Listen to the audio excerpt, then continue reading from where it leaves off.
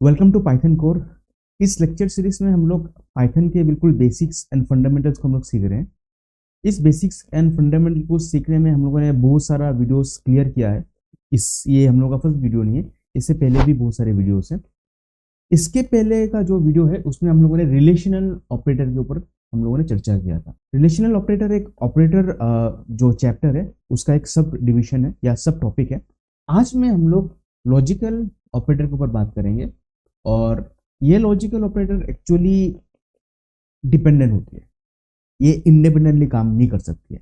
Independently काम नहीं कर सकती है मतलब क्या है? अगर आप एडिशन देखो ना, मतलब ए प्लस बी मुझे कुछ करना है तो एक्चुअली ये एडिशन, ये मतलब ये जो प्लस है ये डायरेक्टली वेरिएबल या कांस्टेंट के साथ डिपेंडेंट होती है या उसके ऊपर डायरेक्टली काम कर सकती है। बट लॉजिकल ऑपरेटर उस तरह से नहीं है। लॉजिकल ऑपरेटर अपनी इंडिपेंडेंट काम नहीं कर सकती, उसको काम करने के लिए रिलेशनल ऑपरेटर का जरूरत पड़ता है। सो इसलिए इन दोनों टॉपिक को एक साथ रखा गया। हम लोगों ने लास्ट सेशन में इतना समझा कि रिलेशनल ऑपरेटर या तो आंसर ट्रू में निकाल के देती है या तो आंसर फॉल्स में निकाल के देती है, या तो आंसर ट्रू में निकाल के देगी या तो फॉल्स में निकाल के देगी। अगर आपने पिछला वीडियो देखा नहीं है प्लीज देख के आए। पिछला वीडियो या इसके आगे का वीडियो आपने देखा नहीं और डायरेक्टली इस वीडियो में अपने जंप करा, आपको कुछ समझ में नहीं आएगा।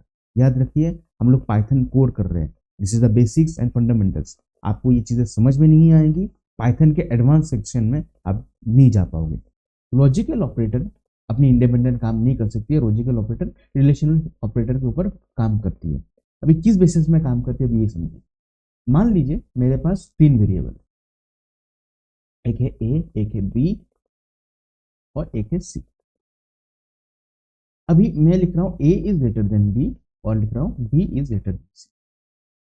अभी यहां पर देखिए दो एक्सप्रेशन है हमें मेरे पास, ये एक एक्सप्रेशन है, ये एक एक्सप्रेशन है, और दोनों एक्सप्रेशन अपनी इंडिपेंडेंट वैल्यू देगी। मतलब ये वाली एक्सप्रेशन या तो ट्रू में वैल्यू दे या तो फॉल्स में वैल्यू दे, और ये भी सेम एक्सप्रेशन या तो ट्रू में वैल्यू दे या तो फॉल्स में वैल्यू दे, या तो ट्रू या तो फॉल्स, दोनों में से कोई एक देगी।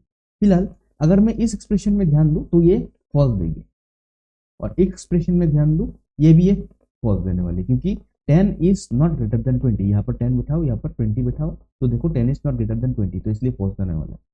स्टेटमेंट बोल रही है क्या, A is greater than B, but यहाँ पर मुझे मिल रहा है क्या, 10 इज ग्रेटर देन 20, तो दैट्स फॉल्स। यहाँ पर भी वही बात है।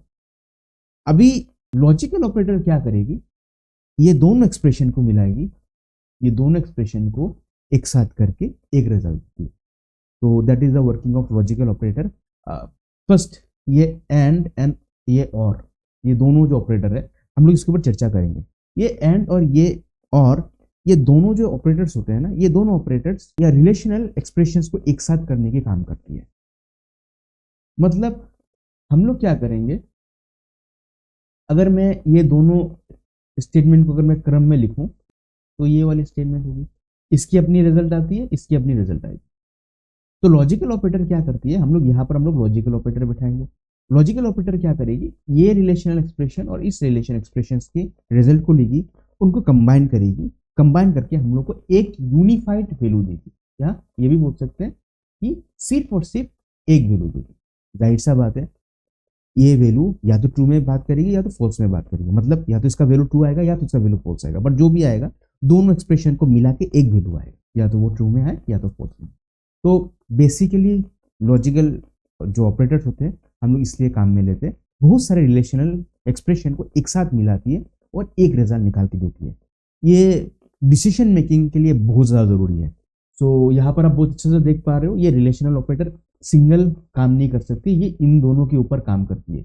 So that is the reason मैं बोल रहा हूँ कि logical operator is not independent, is dependent on relational operator. इस तरह से प्लस माइनस इंटू डिवाइड होता है, उसी तरह से लॉजिकल ऑपरेटर में अपनी ऑपरेटर होती है। ये एक ऑपरेटर है, ये एक ऑपरेटर है, ये एक ऑपरेटर है, और भी बहुत सारे ऑपरेटर्स होते हैं, बट ये तीन ऑपरेटर बहुत मेजोरिटी में काम में आएंगे। याद रखिएगा, इस लेक्चर सीरीज में हम लोगों ने सिर्फ एसेंशियल पार्ट्स में ही ध्यान दिया है। बहुत सारी चीजें हैं। पाइथन एक बहुत ज़्यादा फ्लेक्सिबल लैंग्वेज है, एक स्टेटमेंट को हम लोगों ने 10 तरीके से हम लोग लिख सकते हैं, और ये 10 तरीके से लिखने के कारण Python programming language actually complicated हो जाती है। तो इस वीडियो सीरीज में या पाइथन कोड में एक चीज का ध्यान रखा गया है कि जो एसेंशियल है वो ही आपको दिया जाए, आपका दिमाग खराब करने का कोशिश नहीं किया गया। आपको जस्ट और जस्ट जो इन्फॉर्मेशन आपको ज़रूरी है आपकी प्रोग्रामिंग करियर को आगे बढ़ाने के लिए, वही इन्फॉर्मेशन यहाँ पर दिया गया है। फिर अभी हम लोग अपने टॉपिक में आते हैं। लॉजिकल ऑपरेटर में मुख्यतः 3 ऑपरेटर का हम लोग इस्तेमाल करते हैं। First is and operator, then or operator and not operator. अभी जिस तरह से वर्जन्स होता है, ऐप का वर्जन होता है ना, उस ऐप का वर्जन होता है, उसका अपडेट होते रहता है। सेम टू सेम पाइथन का भी अपडेट होता है। पाइथन 2.0 जो वर्जन है उसमें ये सारे सिंबल्स का इस्तेमाल होता है या होते रहा है, बट अभी चल रहा है 3.0। अभी जब मैं ये वीडियो रिकॉर्ड कर रहा हूँ अभी तक 3.0 या 3 पॉइंट समथिंग कुछ एक आया है। बट इतना समझिए पाइथन 3 से ये वाली जो आपकी जो सिंबल्स है ना, ये सिंबल्स आपकी वर्जित हो चुकी है, मतलब ये इसका इस्तेमाल और हो नहीं रहा है। इसके जगह में हम लोग क्या करते हैं, हम लोग इसको वर्डिंग्स लिखते हैं। जैसे कि इसको हम लोग बोलते हैं एंड ऑपरेटर, AND, तो इसमें हम लोग लिख देंगे AND। इसको हम लोग बोलते हैं और ऑपरेटर, तो इसको हम लोग लिखेंगे और इसको हम लोग बोलते हैं नॉट ऑपरेटर, तो इसको हम लोग लिखेंगे नॉट डायरेक्टली। बस वही है, इतना ही डिफरेंस है। अभी हम लोग डिस्कशन करते हैं एंड के ऊपर। एंड एक्चुअली किस तरह से काम करती है, काम करने का तरीका क्या है। 2 रिलेशनल ऑपरेटर को एंड या लॉजिकल ऑपरेटर एक साथ करने का काम करती है।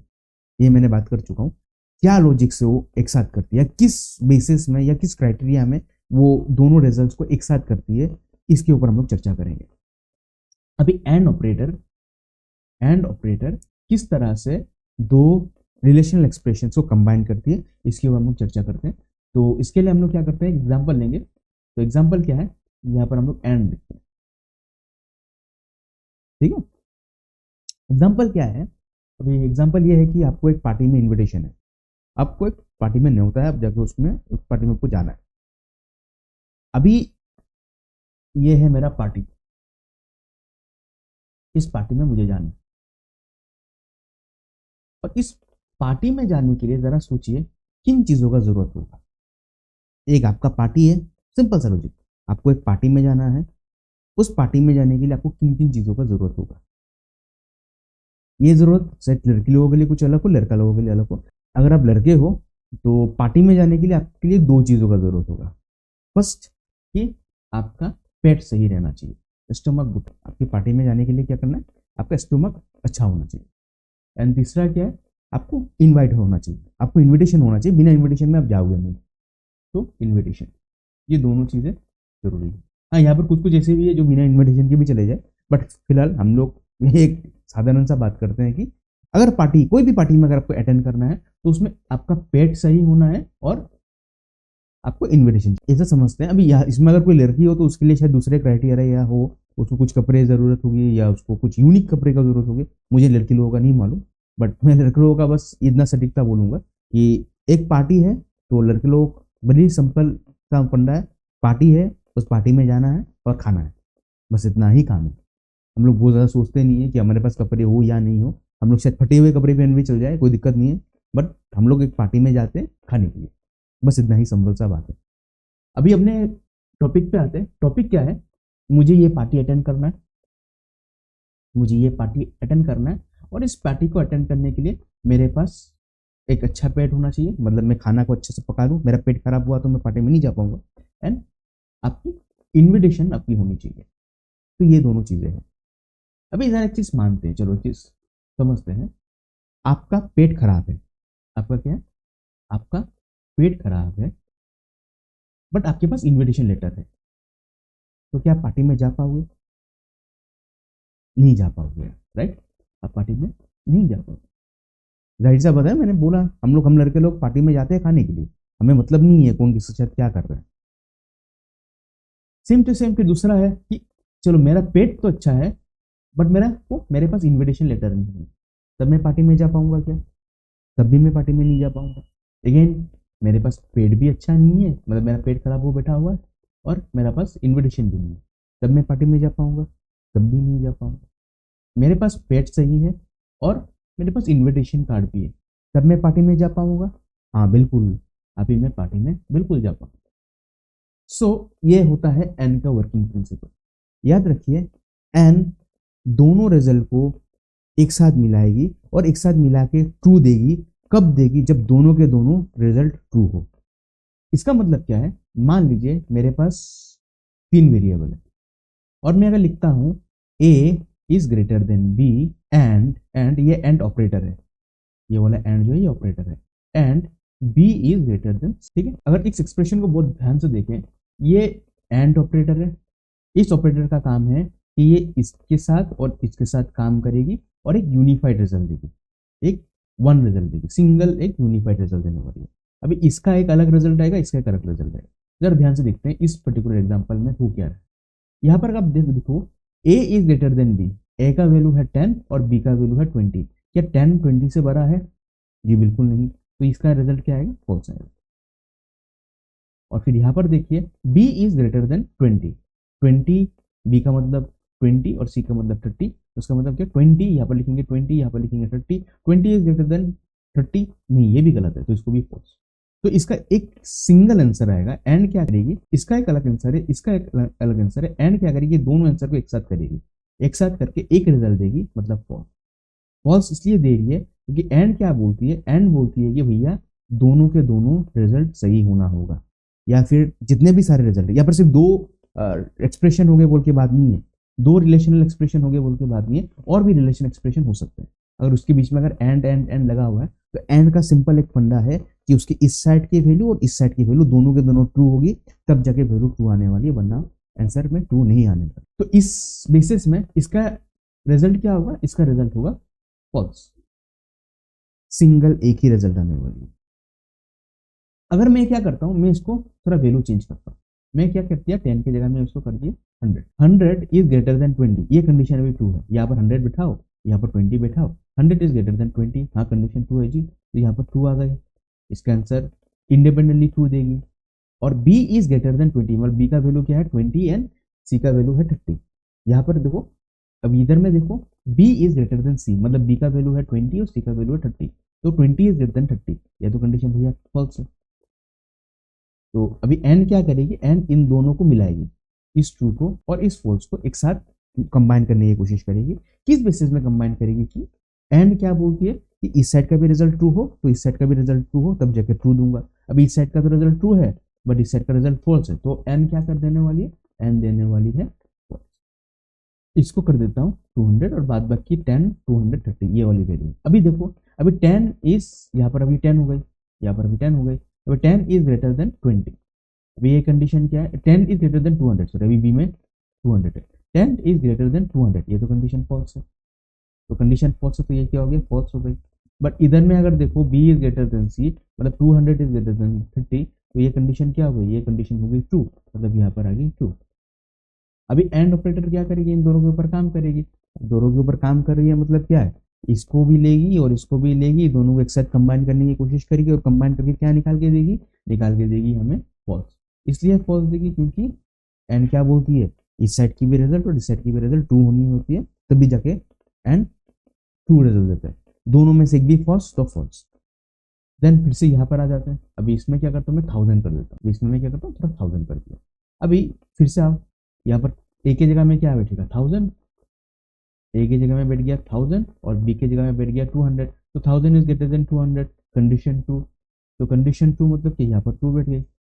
एंड फिर दूसरे आओ, बी का वैल्यू क्या है, बी का वैल्यू है 200 और सी का वैल्यू क्या 30, तो 200 is greater then 30, condition true, condition true. अभी एन क्या करेगी, इन दोनों को मिला रही है, और दोनों को मिलाते वक्त एन ने क्या देखा कि भैया इस साइड में भी ट्रू है और इस साइड में भी ट्रू है, तो मेरा आंसर क्या निकल जाना चाहिए, आंसर निकल जाना चाहिए ट्रू। तो एन आंसर निकाल के देगी। तो एन का वर्किंग प्रिंसिपल यही होता है। एन का वर्किंग प्रिंसिपल बिल्कुल सिंपल है कि जितने सारे वैल्यू है, सारे के सारे वैल्यू अगर ट्रू होते हैं तब एक यूनिफाइड रिजल्ट निकलेगा, और वो यूनिफाइड रिजल्ट निकलेगा ट्रू। अगर सारों में से एक भी अगर फॉल्स निकल जाए तो आंसर क्या हो जाए, फॉल्स। 3 वैल्यू ले लेता हूँ, ए का कुछ वैल्यू ले लिया 10, बी का वैल्यू ले लिया 20, सी का वैल्यू मैंने ले लिया 30, ठीक है। अभी मैं क्या कर रहा हूँ, ए इज ग्रेटर देन बी, ये एक रिजल्ट देगी मेरे को। अगर मैं इसमें एंटर करूंगा तो मेरे को आंसर निकलेगी फॉल्स। आप रिलेशनल जो ऑपरेटर है ना, इसकी वीडियो आप देख लो, मैं यहाँ पर लिंक में दे दूंगा, तब आपको समझ में आ जाएगा। इसका एक इंडिपेंडेंट रिजल्ट देगी। और मैं अगर दूसरा एक रिलेशन एक्सप्रेशन दूँ, सी। अभी क्या करेंगे, अगर मैं इसको भी एंटर प्रेस करूँ ना तो मेरे को आएगा एरर। क्यों? क्योंकि दोनों इंडिपेंडेंट वैल्यू दे रही है और कंपाइलर समझ नहीं पाएगा, कंपाइलर या इंटरप्रेटर ये समझ नहीं पाएगा एक्चुअली ये कौन सा वैल्यू दे रही है। तो इन दोनों को कंबाइन करने के लिए मैं क्या कर रहा हूँ, मैं बीच में एंड दे देता हूँ। अभी जो कि दोनों के दोनों फॉल्स है तो मेरा आंसर आ जाना चाहिए फॉल्स। याद रखिए यहाँ पर मैंने ए एन डी मैंने स्मॉल लेटर में लिखा, आपको भी स्मॉल लेटर में ही लिखना है। एंटर करता हूँ, मेरा आंसर आ गया फॉल्स। अभी क्या करते हैं, वैल्यू थोड़ा चेंज करते हैं, ए में 100 कर देते हैं, बी में कर देता हूँ 20 एंड सी में कर देता हूँ 30। फिर से वही एक्सप्रेशन का इस्तेमाल हुआ। अभी भी देखो आंसर आएगा फॉल्स, क्योंकि ये पर्टिकुलर तो ट्रू हो गया है बट ये वाला आपका वही के वही फॉल्स रहने वाला। तो इसको हम लोग एंटर करते हैं, ठीक है, अभी भी फॉल्स आ रहा है। ठीक है, अब फिर से इसको चेंज करते हैं। अभी चेंज करने में क्या करते हैं, ए में हम लोग डाल देते हैं 1000, बी में डाल देता हूँ 200, सी में डाल दिया 30। अभी फिर से एंटर करता हूँ, अभी आ गया आंसर। अभी ये भी ट्रू और ये भी ट्रू, तो कॉम्बिनेशन में फॉलो कर आंसर। तो ये है लॉजिकल ऑपरेटर एंड। अभी और के लिए समझ